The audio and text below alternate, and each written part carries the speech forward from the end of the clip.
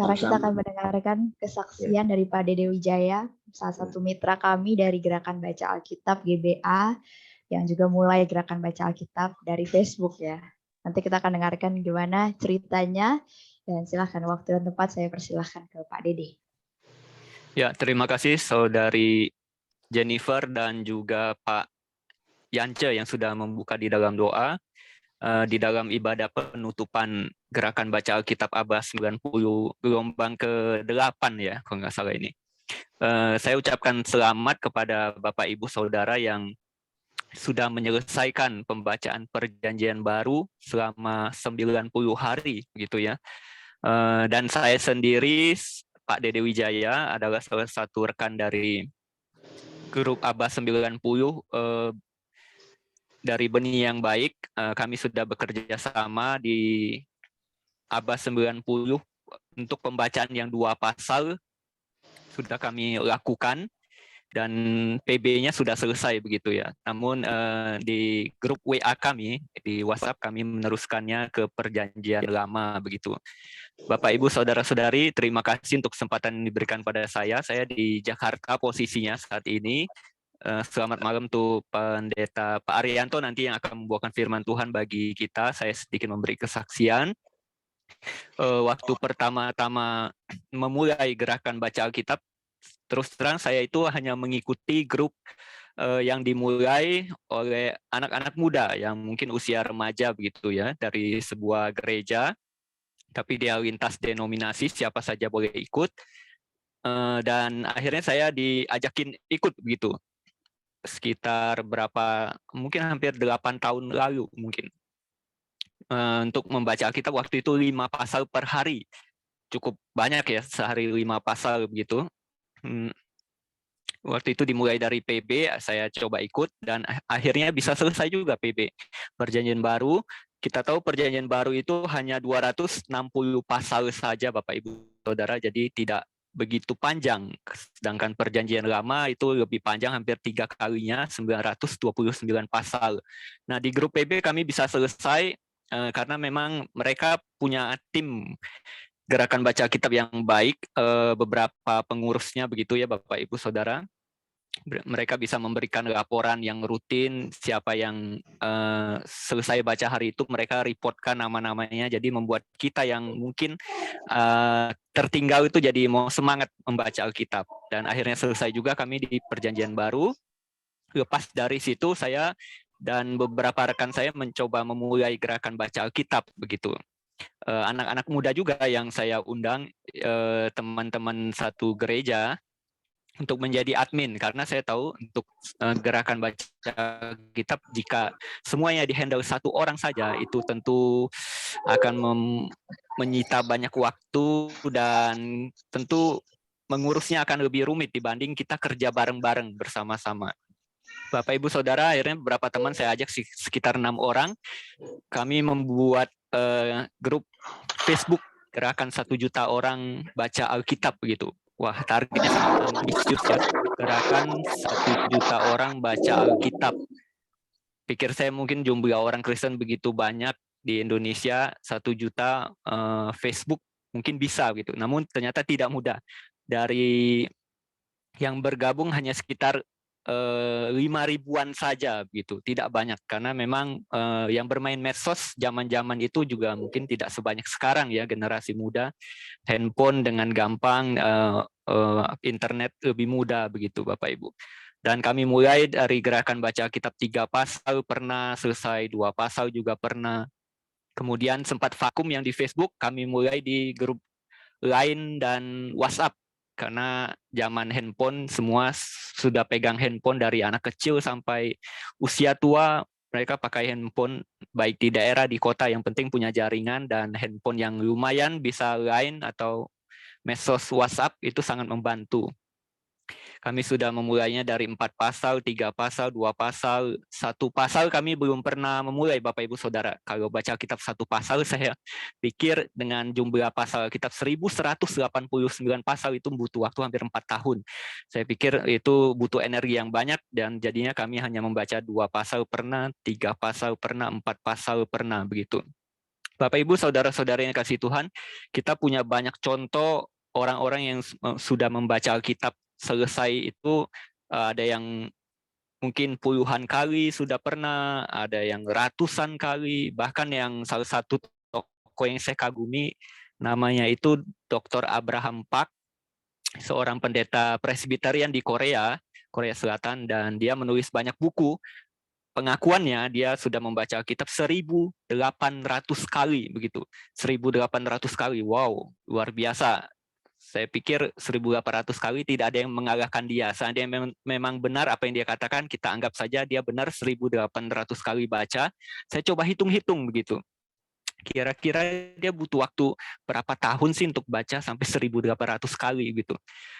Jika Alkitab itu bisa dibaca dari Kejadian sampai Wahyu dengan baca normal saja Bapak Ibu, itu hanya butuh waktu kurang lebih 48 jam kalau non-stop ya, baca Alkitab dari pagi sampai malam, hanya butuh 2 hari, kurang dari 2 hari. Nah, jika dia baca Alkitab katakanlah 16 jam dalam sehari, Pak Pendeta Abraham Park ini tidur 8 jam normal dan lain sebagainya, dia membutuhkan waktu dari 1.800 kali baca itu dia butuh waktu 14 tahun 9 bulan untuk menyelesaikan 1.800 kali baca.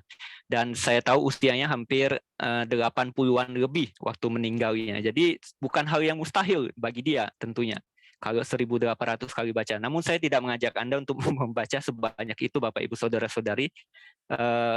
Anda bisa membaca 3 kali, 10 kali, belasan kali itu sudah sangat bagus, karena yang paling penting adalah kita berusaha hidup berpadanan dengan apa yang kita baca. Jadi ada teori mengatakan apa yang Anda sudah baca, teorinya Anda bisa praktekkan. Nah, itu harapannya kepada kita.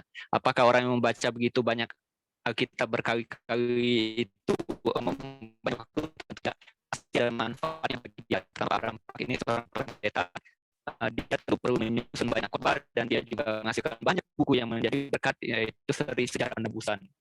Nah, Bapak Ibu saudara-saudara yang kasih Tuhan, saya mengucapkan selamat bagi Bapak Ibu yang sudah selesai baca PB. Silakan terus lanjutkan dengan membuka gerakan baca Alkitab yang baru di lingkungan Bapak Ibu Saudara, di keluarga kah, gereja kah, atau komunitas Bapak Ibu Saudara. Bagi yang belum menyelesaikan, jangan patah semangat, terus berusaha melihat teman-teman kita yang aktif, yang menjadi teladan, yang rutin, konsisten begitu ya. Itu membuat kita disemangati tentunya. Nah, Bapak Ibu Saudara-saudari, pengalaman kami di gerakan baca Alkitab terutama di WA dan lain, dari sekitar 100% peserta, katakanlah dari 200 sampai 300 orang, itu yang menyelesaikan pembacaan Alkitab konsisten itu jumlahnya sekitar 50% sampai 60% Bapak Ibu. Jadi bisa dibilang ya segitulah, 60% maksimal. 40%-nya bisa dibilang agak gagal gitu menyelesaikan konsisten, tapi tidak mengapa ya, karena memang tujuan kita itu membantu mereka gitu supaya lebih konsisten. Dan ketika seseorang melaporkan pembacaannya, apa yang dia baca gitu, itu menyemangati teman-teman di dalam grup itu, terutama untuk rajin membaca Alkitab.